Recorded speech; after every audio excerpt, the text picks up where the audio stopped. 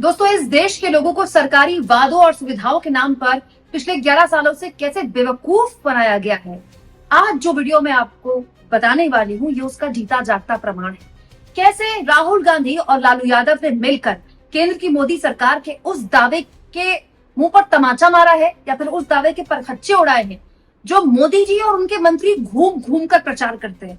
प्रचार में तो सरकार का कोई सानी नहीं है, आप जानते ही हैं दोस्तों, लेकिन प्रत्यक्ष को ना प्रमाण की आवश्यकता नहीं होती है।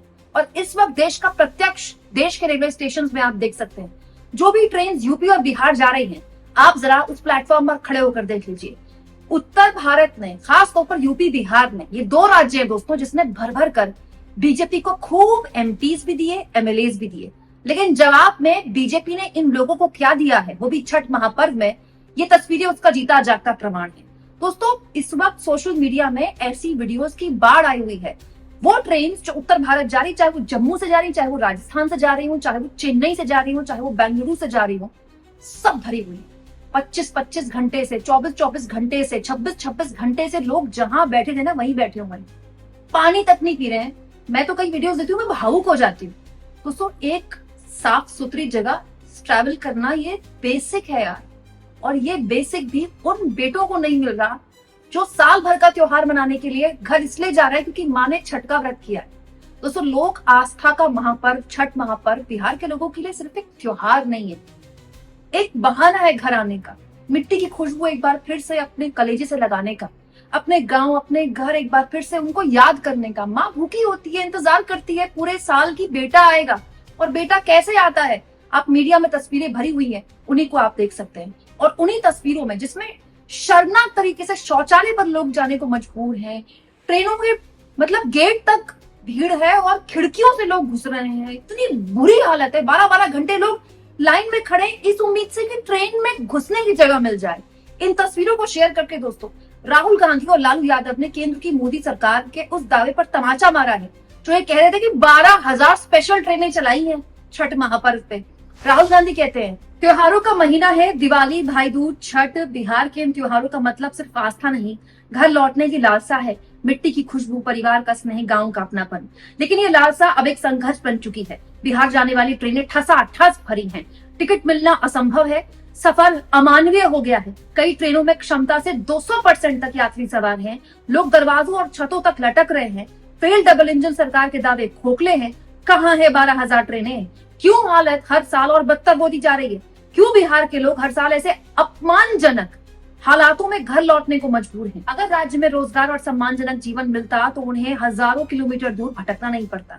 ये सिर्फ मजबूर यात्री नहीं, एनडीए की धोखेबाज नीतियों और नियत का जीता जागता सबूत है। यात्रा सुरक्षित और सम्मानजनक हो, ये अधिकार है, कोई एहसान नहीं। वहीं लालू यादव ने कहा, झूठ के बेताज बादशाह और जुमलों के सरदार ने शेखी बघाड़ते हुए कहा था, 13,198 ट्रेनों में से 12,000 रेलगाड़ियां छठ पर्व के अवसर पर बिहार के लिए चलाई जाएंगी।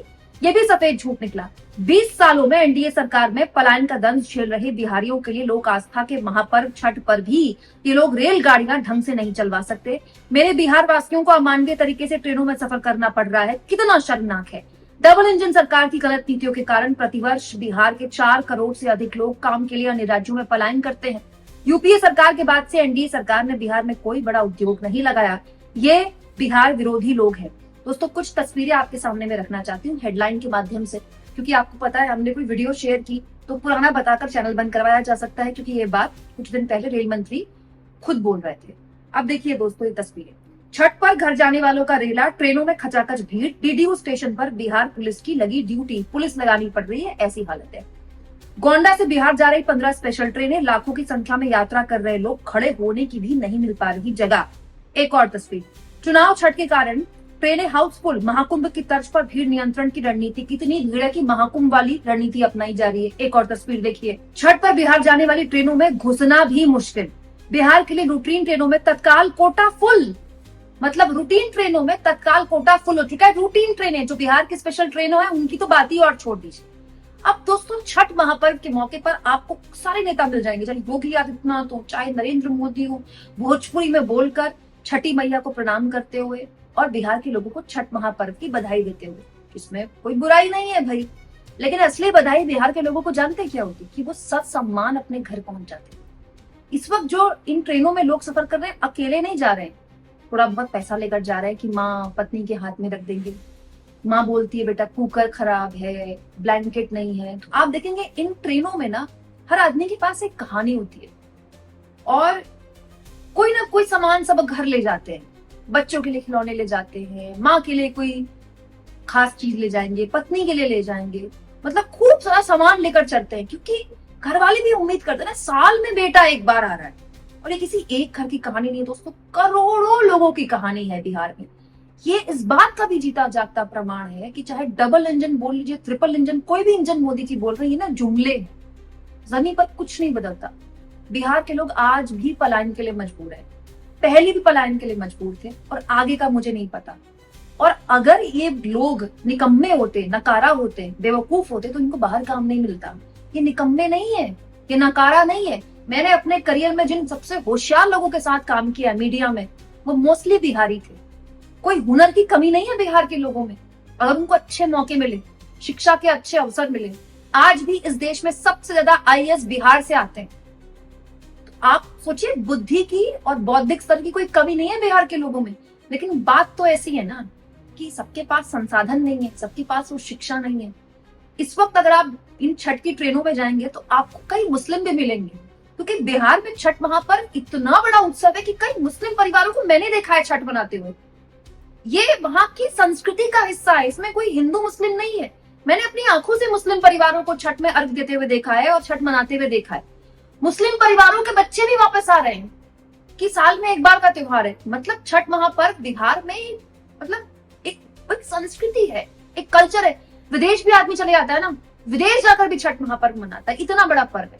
और उसमें भी एक बेसिक चीज, सम्मानजनक ये लोग यात्रा कर लें, ये सरकार नहीं दे पाई। भाषण करवा लीजिए आप कितने करवा लें। दोस्तों अभी कुछ दिन पहले मैंने आपको ये वीडियो दिखाया था, रेल मंत्री अश्विनी वैष्णव औचक निरीक्षण करने पहुंच गए। मतलब हमारे रेल मंत्री की जो क्या ही कहने, व्यवस्था देखने के लिए खुद दिल्ली रेलवे स्टेशन में औचक निरीक्षण, छापा मारने चले गए, देखें क्या व्यवस्था है। और खुद अपनी आंखों से रेल मंत्री ने जो वीडियो शेयर किया है ना, मैंने आपको अपने इस वीडियो में दिखाया भी है, उसमें दिखाई दे रहा है कि एक सीट पे 3-3 लोग बैठे हैं, ऊपर भी सीट में 2-2, 3-3 लोग बैठे हुए हैं, जिसमें सिर्फ एक आदमी के लेटने की जगह होती है। वहां लोग बता रहे हैं हम बिहार जा रहे हैं, और उसके बाद अश्विनी वैष्णव वीडियो शेयर करके कहते हैं सब ठीक है, सब ठीक है। और वहां वो लोग कह रहे हैं सब ठीक है। क्या ही बोलेंगे मंत्री जी के मुंह के सामने। लेकिन मंत्री जी को दिख रहा है व्यवस्था कितनी खराब है, उसके बावजूद भी न केवल उसको शेयर करते हैं बल्कि बताते हैं देखिए हमने कितनी शानदार व्यवस्था कर दी। आप इस मुद्दे पर क्या सोचते हैं, कमेंट बॉक्स में जरूर लिखें और जितना हो सके दोस्तों चैनल को शेयर भी करें और सब्सक्राइब करें।